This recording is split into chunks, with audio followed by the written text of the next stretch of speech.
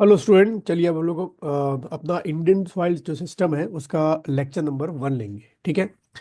तो बच्चों, जो ये इंडियन सॉइल सिस्टम है इससे आप मान के चलिए कि लगभग आपके दो, कम से कम दो से लेकर कह सकते हो कि 3 क्वेश्चन के बीच में फ्लक्चुएशन रहता है पीसीएस में। और कई बार ऐसा भी होता है, यूपीएससी की भी बात करूं तो कई बार ऐसा भी होता है कि क्वेश्चंस बढ़ भी जाते हैं, और कई बार ऐसा भी होता है कि एक ही क्वेश्चन आपका यहाँ से आता है। तो इसमें सबसे पहले जो क्लासिफिकेशन है, अगर हम उसको देखें इंडियन सॉइल का, तो ये दूसरा वाला मैप लेते हो कि अकॉर्डिंग टू, जैसे कि आपको दिख रहा है, the Indian council of agriculture, जो आपकी एक सेंट्रलाइज बॉडी है, the Indian council of agriculture research, जिसको हम लोग शॉर्ट में आईसीएआर कहते हैं, has classified soil into 8 categories. ठीक है, 8 कैटेगरीज में बांटा गया है। तो ये 8 कैटेगरीज क्या क्या है, इनको एक बार देख लेते हैं। सबसे पहला हो गया एलुवियल सॉइल। ठीक है, द मोस्ट इंपॉर्टेंट सॉइल कही जाती है। क्यों? क्योंकि इसकी फर्टिलिटी की वजह से सबसे ज़्यादा जो आपका क्या होता है, क्रॉप का जो प्रोडक्शन होता है वो इसी सॉइल के अंदर हो रहा होता है। उसके बाद आपका ब्लैक सॉइल हो गया, या इसको कॉटन सॉइल भी कहा जाता है। देन थर्ड आप लिखेंगे red and yellow soil. Then fourth आपका लैटराइट सॉइल। देन फिफ्थ आपका जो लिखेंगे दैट इज माउंटेन और फॉरेस्ट सॉइल कहा जाता है। देन उसके बाद सिक्स्थ आपका एरिड और डेजर्ट सॉइल कहा जाता है। देन सेवेंथ आपका सेलाइन और एल्कलाइन सॉइल में डिवाइड किया गया है हमारी इंडियन सॉइल को by the ICAR. And eighth आपका प्लेंटी एंड मार्शी सॉइल। तो बच्चों, इसमें आपके मैं एग्जाम के पॉइंट ऑफ व्यू से बात करूं तो सारी सॉइल्स नहीं पढ़नी है, जो इंपॉर्टेंट सॉइल्स है उसको पढ़नी है। तो वीडियो को पॉज करेंगे और ये पहले सारी सॉइल जो है इनिशियल स्टेज में पहले ये लिख लो।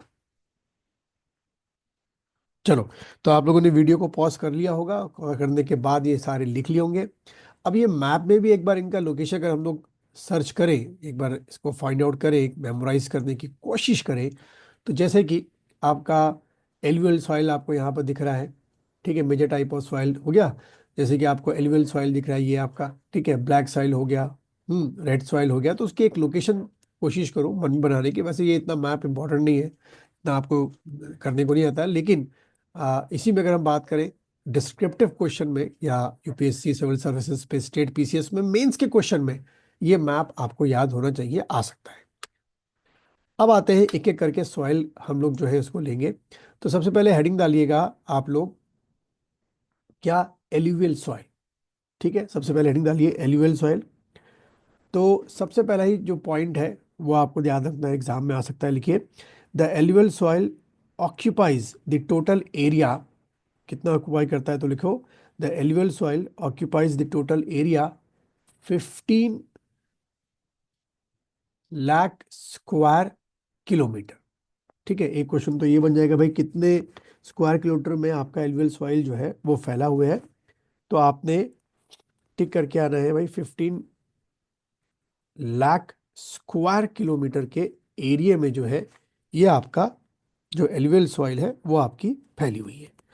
अगर हम इसी फिगर को परसेंटेज में अगर आपसे एग्जाम में पूछ ले कि जो टोटल आपका हमारे यहाँ सॉइल है उसमें कितना परसेंट जो है एलुवियल सॉइल का हिस्सा है, तो 43% के आसपास कई बुक्स में बताया जाता है। यानी कहीं में 44 लिखा था, कहीं में 42। तो एक एवरेज आपको ध्यान में रखना है कि 43% के आसपास एलुवियल सॉइल का क्या है, आपका शेयर है। तो एक तो ये चीज़ आपको ध्यान में रखनी होती है। ठीक है। देन उसके बाद रीजन की बात करें तो रीजन वाले में हेडिंग डाल दिए, एक लेफ्ट हैंड साइड पे लिखे, इसमें एक छोटा सा पॉइंट लिखिएगा रीजन में जो याद रहेगा। लिखिए, this alluvial soil stretch from Sutlej, stretch from Sutlej in the west. ठीक है, इन दी वेस्ट टू, कहां से लेकर? In the west to Brahmaputra valley in the east. पूरा कहां तक आपका स्ट्रेच है ये? ब्रह्मपुत्र। ठीक है, Brahmaputra valley in the east, Brahmaputra valley in the east. इसको एक बार मैं आप लोगों को मैप में दिखा देता हूं। तो मैप की तरफ देखेंगे बच्चों आप लोग, ये हमारी जो सतलुज रिवर है इधर तिब्बत से, ठीक है, आपकी ओरिजिनेट होते हुए आपके हिमाचल, हिमाचल से पंजाब, और पंजाब से पाकिस्तान।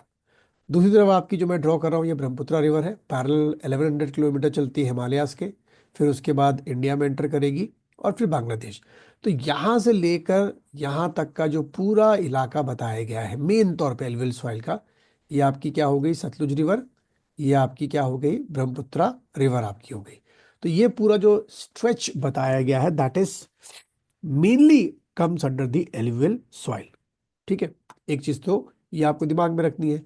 अब इससे एमसीक्यू क्वेश्चन कैसे बन सकते हैं कि जो आपकी एल्यूवियल सॉइल है उसका वेस्ट टू ईस्ट का जो बॉर्डर्स है, दोनों बॉर्डर्स है उनके बताओ। तो सतलुज वेस्ट की तरफ हो गया और ब्रह्मपुत्रा वैली ईस्ट में, इनके बीच में एल्यूवियल सॉइल मिलेगी।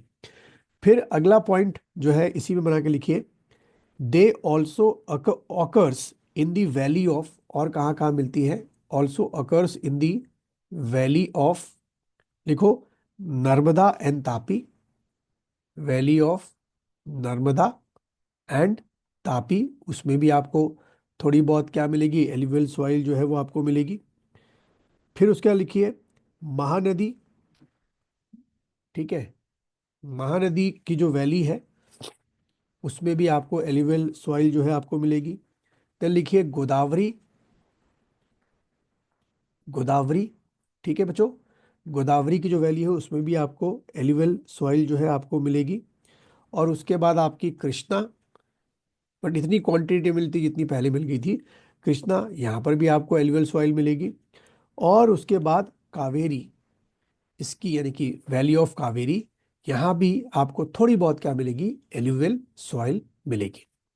अब यहीं पे अगर एग्जामिनर एक कदम थोड़ा सा और आगे चला जाए, थोड़ा सा और डीप पूछने की कोशिश करे आपसे एमसीक्यू में क्वेश्चन, कि जैसे मैंने लिखा है कि वैली ऑफ महानदी, ठीक है, वैली ऑफ महानदी यहाँ पर you will find a small amount of alluvial soil. तो ये महानदी जो आपकी है वैली ऑफ महानदी, ये किस स्टेट की बात कर रहे हैं, तो छत्तीसगढ़ प्लस आपका उड़ीसा, वहां पे आपको मिलेगी। ऐसी गोदावरी की बात की तो कहाँ की बात हो रही थी, आंध्र प्रदेश की आपकी बात हो रही थी, वहां पर आपको एल्यूवियल सॉइल थोड़ी बहुत मिलेगी। और कृष्णा में आपको कर्नाटका के रीजन में थोड़ी बहुत, जहाँ जहाँ इस रिवर के आसपास आपका इलाका होगा, you will find a alluvial soil जो है वो आपको मिलेगी। ठीक है, तो इस तरीके से ये जो रीजन है वो आपको ध्यान में रखते हैं। अब बात करें features of this alluvial soil, इसके फीचर्स जो हैं वो क्या क्या है, अगर हम लोग बात करें तो थोड़ा सा मैं कलर चेंज कर देता हूँ।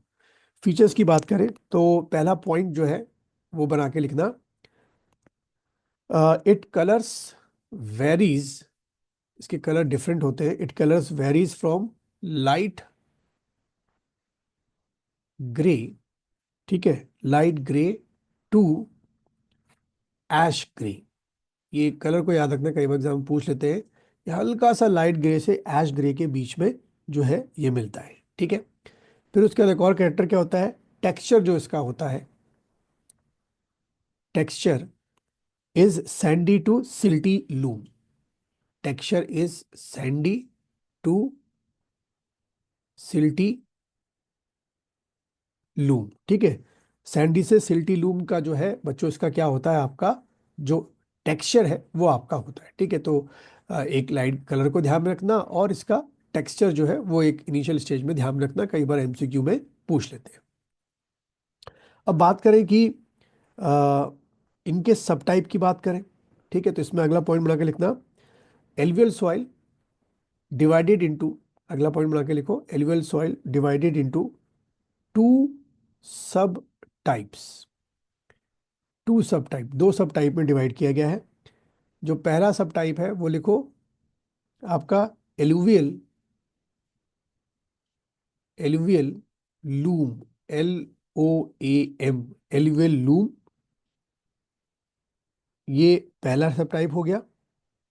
ठीक है, और दूसरा जो इसका सब टाइप है दैट इज एलुवियल क्लेवी, क्योंकि इसमें कैलकेरियस आपका होता है क्लेवी। ठीक है, ये सेकंड सब टाइप आपका हो गया।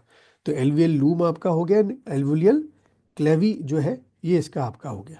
ठीक, एक तो ये आपको ध्यान में रखना है। देन नेक्स्ट पॉइंट में लिखना, alluvial also divided into khadar and bhangar. Divided into, अगला पॉइंट बना के लिखो, खादर। ठीक है, पहला पार्ट क्या हो गया, खादर एंड भांगर। अभी मैं इसका डायग्राम दिखाऊंगा और कुछ पॉइंट्स वहीं पे बताऊंगा, और कैसे एग्जाम में क्वेश्चन आते हैं आपके एमसीक्यू में, आप समझ जाओगे। तो एलुअल में को किस में बांटा गया है, खादर और भांगर में बांटा गया है। तो यहाँ से एक चीज क्या समझनी है, टर्मिनोलॉजी, ये जो दो टर्मिनोलॉजीज है, ये आपके क्वेश्चन में आ सकती है कि खादर और भांगर जो टर्म्स है वो किस सॉइल से रिलेटेड है, तो एलुअल सॉइल से रिलेटेड है। अब हम अगले डायग्राम में देखते हैं इसको, कि ये खादर और भांगर किस तरीके से आपको मिलते हैं। तो देखो बच्चों, जैसे आपको यहाँ पे दिख रहा है, ये आपकी क्या हो गई, ब्लूइश कलर में आपकी रिवर हो गई। तो रिवर की दोनों साइड में, बिल्कुल एडजेसेंट टू रिवर जो आपकी साइड है, ये जो साइड होती है, यहाँ पर जो आपकी सॉइल होती है, दैट इज कॉल्ड खादर।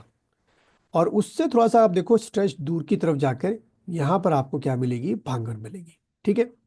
तो जैसे कि हम जानते हैं कि हमारे इंडिया में जो मॉनसून का पीरियड होता है, that is started from in the month of the June to what, June July August September, mostly आपका सितंबर तक जाता है। ठीक है।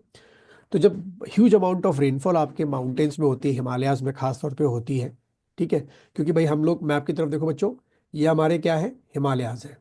ठीक है। और यहीं से हिमालयन रिवर निकल रही है, और यही आपकी रिवर जो है वो इस सॉइल को लेकर आती है।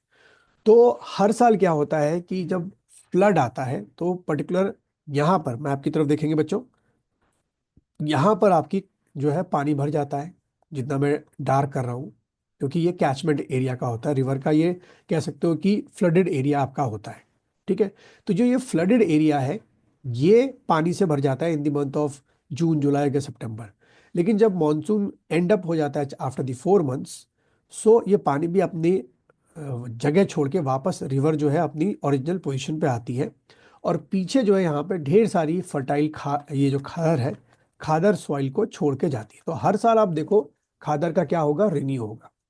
Every year the khadar has been renew. ठीक है। तो पहला क्वेश्चन यहाँ से बनने शुरू हो जाते हैं, कि वो आपसे पूछेगा कि वो कौन सी इसमें से एलुवियल का टाइप है जो हर साल by the monsoon activity renew आपका होता है। तो आपने क्या टिक करना है, खादर जो है हर साल आपकी क्या होती है, रिन्यू होती है। ठीक है।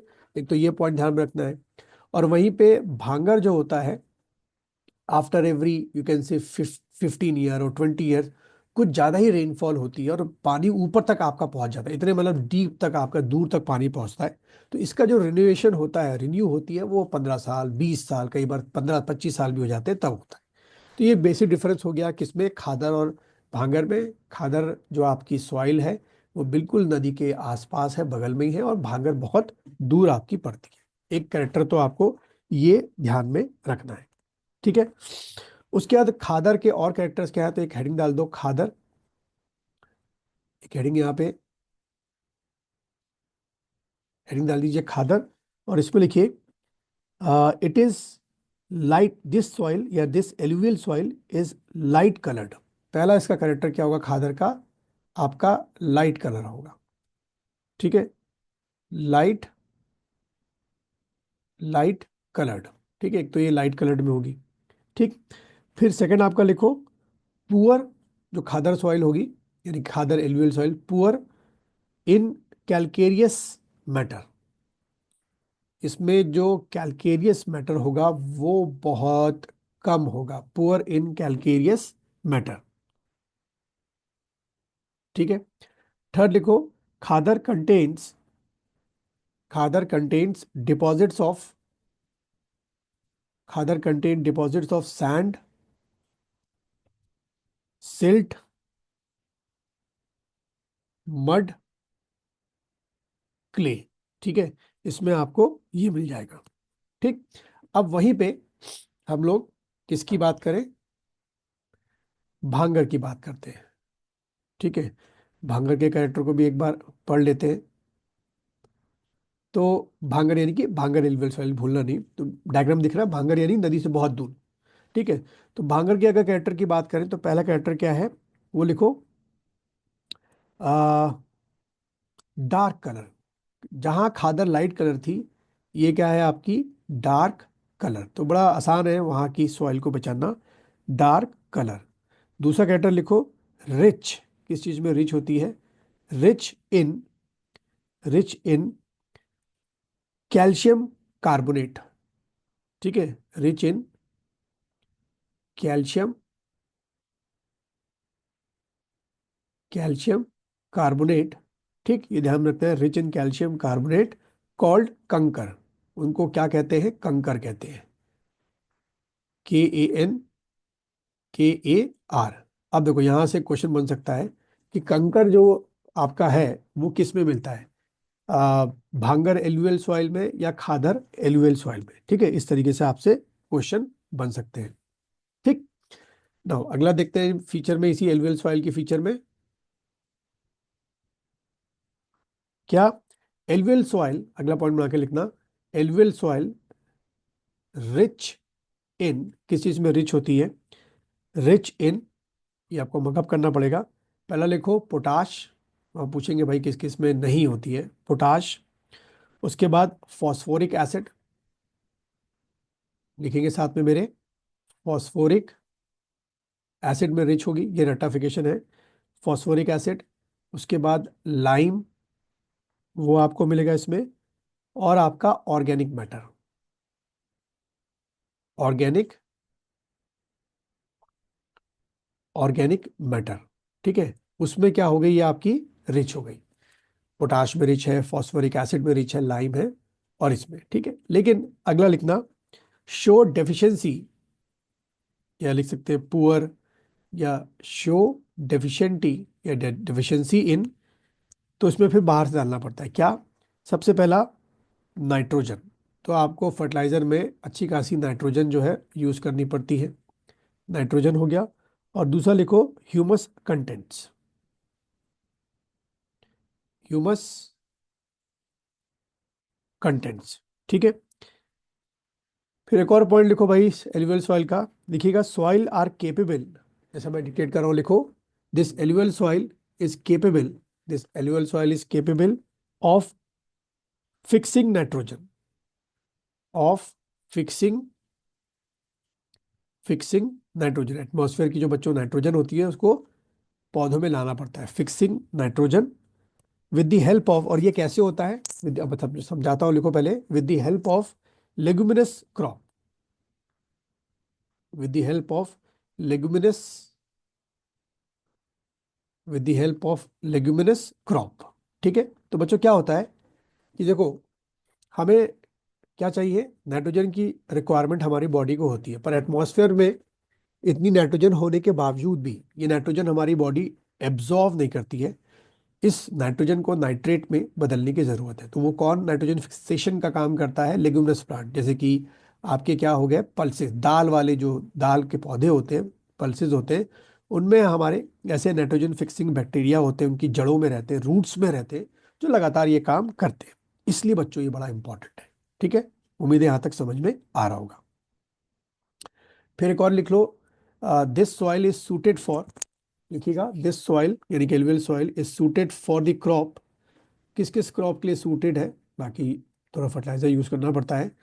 एक लिखिए राइस, फिर लिखिएगा जूट, पहला लिख लो राइस, जूट, शुगर केन। ठीक है, शुगर केन भी लिख लो, शुगर केन। उसके बाद वीट लिखना बच्चों, कॉटन, मेज, ऑयल सीड। ठीक है, मैं फिर से रिपीट कर दे रहा हूँ, वीडियो को पॉज करके लिख लो। राइस हो गया, जूट हो गया, शुगर केन हो गया, वीट हो गया, कॉटन हो गया, मेज हो गया, एंड ऑयल सीड्स आपके हो गए। ठीक है, तो उसके लिए ये आपका इस तरीके से जो पैटर्न है वो आपका रखना जो ज़रूरी है वो माना जाता है।